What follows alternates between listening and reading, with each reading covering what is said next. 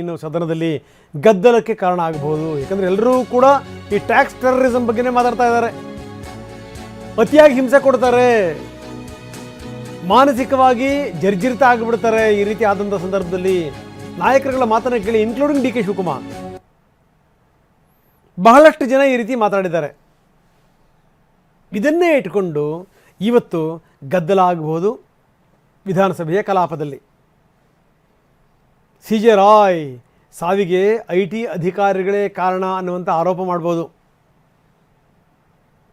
ಕೇಂದ್ರದ ವಿರುದ್ಧ ಇದೊಂದು ಸಮರ ಸಾರಲಿಕ್ಕೆ ಒಂದು ಅಸ್ತ್ರವನ್ನಾಗಿ ಅದನ್ನು ಬಳಸ್ಬೋದು. ಇದೊಂದು ಅಧಿಕಾರ ದುರ್ಬಳಕೆ ಅನ್ನುವಂಥ ಆರೋಪವನ್ನು ಕೂಡ ಮಾಡಬಹುದು. ಈಗಾಗಲೇ ಭಾಳಷ್ಟು ಜನ ಮಾತಾಡಿದ್ದಾರೆ. ಪ್ರದೀಪ್ ಈಶ್ವರ್ ಅಂತನೂ ಒಂದು ಹೆಜ್ಜೆ ಮುಂದಕೋಗಿ ಮಾತಾಡಿದ್ದಾರೆ. ಅವರೇನು ಹೊಡ್ಕೊಂಡ್ರ ಅಥವಾ ಬೇರೆ ಯಾರಾದರೂ ಹೊಡೆದ್ರ ಅವರಿಗೆ ಅಂತ. ಏನಿದೆ ಅರ್ಥ? ಏನು ತೋರಿಸುತ್ತೆ ಇದು? ಹಾಗಾದರೆ ಇನ್ನು ಮೋಹನ್ ದಾಸ್ ಪೈ ಕೂಡ ಇದರ ಬಗ್ಗೆ ಗಂಭೀರ ಆರೋಪ ಮಾಡಿದ್ದಾರೆ, ಉದ್ಯಮಿ ಮೋಹನ್ ದಾಸ್ ಪೈ. ಬನ್ನಿ, ನಮ್ಮ ಪ್ರತಿನಿಧಿ ಹರೀಶ್ ನಮ್ಮೊಂದಿಗೆ ಸಂಪರ್ಕದಲ್ಲಿದ್ದಾರೆ. ಹರೀಶ್, ನಾವು ನೋಡ್ತಾ ಇದ್ದೀವಿ ಇದೊಂದು ಅಸ್ತ್ರ ಕಾಂಗ್ರೆಸ್ಸಿಗೆ. ಜೊತೆಗೇನು ಅಂತಂದರೆ ಯಾರ್ಯಾರು ಏನೇನು ಅನುಭವಿಸಿದ್ದಾರೆ ಅವರೆಲ್ಲರೂ ಕೂಡ ಇವತ್ತು ದನಿ ಎತ್ತುವಂಥ ಸಾಧ್ಯತೆಗಳಿದೆ. ಯಾಕಂದರೆ ಹೀಗೆ IT ದಾಳಿ ಆದಂಥ ಸಂದರ್ಭದಲ್ಲಿ ಯಾವ ರೀತಿ ಮಾನಸಿಕವಾಗಿ ಜರ್ಜರಿತ ಆಗಿಬಿಡ್ತಾರೆ ಅನ್ನೋದಕ್ಕೆ ಸಂಬಂಧಪಟ್ಟಂಗೆ ಇವತ್ತು ಬಹಳಷ್ಟು ಜನ ಮಾತಾಡ್ಬೋದು. ಯಾಕಂದರೆ ಒಬ್ಬೊಬ್ಬರದು ಒಂದೊಂದು ರೀತಿಯಲ್ಲಿ ಆರೋಪಗಳು. ಅದರಲ್ಲೂ ಮೋಹನ್ ದಾಸ್ ಪೈ ಕೂಡ ಗಂಭೀರ ಆರೋಪವನ್ನು ಮಾಡಿರೋದು. ಹರೀಶ್, ಹೌದು ರಂಗನಾಥ್. ಕಾನ್ಫಿಡೆಂಟ್ ಅಧ್ಯಕ್ಷ ಏನು ಸಿ ಜೆ ರಾಯ್ ಆತ್ಮಹತ್ಯೆ ಪ್ರಕರಣ ಏನಿದೆ, ಈ ಪ್ರಕರಣ ಇವತ್ತು ವಿಧಾನಸಭೆ ಮತ್ತೆ ವಿಧಾನ ಪರಿಷತ್ನಲ್ಲಿ ಕೂಡ ಸದ್ದಾಗುವಂತ ಸಾಧ್ಯತೆ ಇದೆ. ಯಾಕಂತಂದ್ರೆ ಸಾಕಷ್ಟು ಆರೋಪಗಳು ಕೇಳಿ ಬಂದಿರುವಂತಹದ್ದು ಕೇಂದ್ರದ ತನಿಖಾ ಸಂಸ್ಥೆಗಳ ವಿರುದ್ಧ. ಕೇಂದ್ರದ ತನಿಖಾ ಸಂಸ್ಥೆಗಳು IT ಆಗಿರ್ಬೋದು, ED ಆಗಿರ್ಬೋದು, ಇಂತಹ ತನಿಖಾ ಸಂಸ್ಥೆಗಳು ಉದ್ಯಮಿಗಳನ್ನ ಹೇಗೆ ಹಿಂಸೆಯನ್ನ ಕೊಡ್ತವೆ, ದಾಳಿಯ ಮೂಲಕ ಹೇಗೆ ಅವ್ರನ್ನ ಕಟ್ಟಿ ಹಾಕ್ತವೆ, ಮತ್ತೆ ಟ್ಯಾಕ್ಸ್ ಟೆರರಿಸಂ ಅನ್ನುವಂಥ ನಿಟ್ಟಿನಲ್ಲಿ ಉದ್ಯಮಿಗಳು ಕೂಡ ಇದನ್ನ ಕರೆದಿರುವಂತಹದ್ದು. ಉದ್ಯಮಿ ಮೋಹನ್ ದಾಸ್ ಪೈ ಅವರು ಕೂಡ ಈ ಟ್ಯಾಕ್ಸ್ ಟೆರರಿಸಂ ಬಗ್ಗೆ ಗಂಭೀರ ಆರೋಪವನ್ನ ಮಾಡಿದ್ದಾರೆ.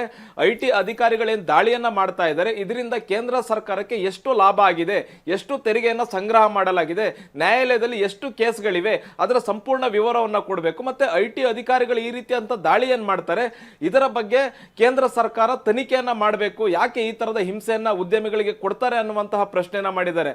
ಒಂದು ಹೆಜ್ಜೆ ಮುಂದೆ ಹೋಗಿರುವಂತಹ ಪ್ರದೀಪ್ ಈಶ್ವರ್ ಅವರು ಸಿ ಜೆ ರಾಯ್ ಅವರು ಅವರೇ ಆತ್ಮಹತ್ಯೆ ಮಾಡ್ಕೊಂಡ್ರ ಅಥವಾ ಅವ್ರಿಗೆ ಯಾರಿಗಾದ್ರೂ IT ಅಧಿಕಾರಿಗಳಿಗೆ ಗುಂಡನ್ನ ಹೊಡೆದ್ರ ಅನ್ನುವಂತಹ ಪ್ರಶ್ನೆಯನ್ನು ಕೂಡ ಮಾಡಿರುವಂತಹದ್ದು.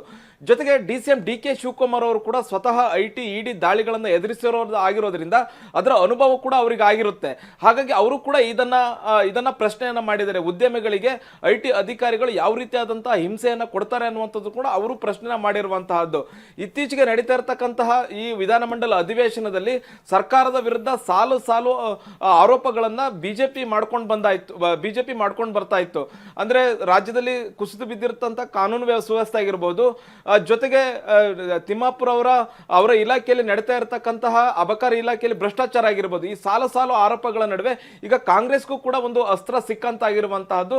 ಕೇಂದ್ರ ಸರ್ಕಾರದ ತನಿಖಾ ಸಂಸ್ಥೆಗಳೇನಿವೆ ಇವು ಉದ್ಯಮಿಗಳಿಗೆ ಮತ್ತು ರಾಜಕಾರಣಿಗಳಿಗೆ ಹೇಗೆ ಹಿಂಸೆಯನ್ನ ಕೊಡ್ತವೆ, ಮತ್ತೆ ವಿರೋಧ ಪಕ್ಷಗಳ ನಾಯಕರನ್ನ ಹೇಗೆ ಕೇಂದ್ರದ ತನಿಖಾ ಸಂಸ್ಥೆಗಳು ಟಾರ್ಗೆಟ್ ಅನ್ನ ಮಾಡ್ತವೆ ಅನ್ನುವಂತಹ ವಿಚಾರವನ್ನೇ ಇವತ್ತು ಸದನದಲ್ಲಿ ಪ್ರಸ್ತಾಪ ಮಾಡುವಂತಹ ಸಾಧ್ಯತೆ ಇದೆ.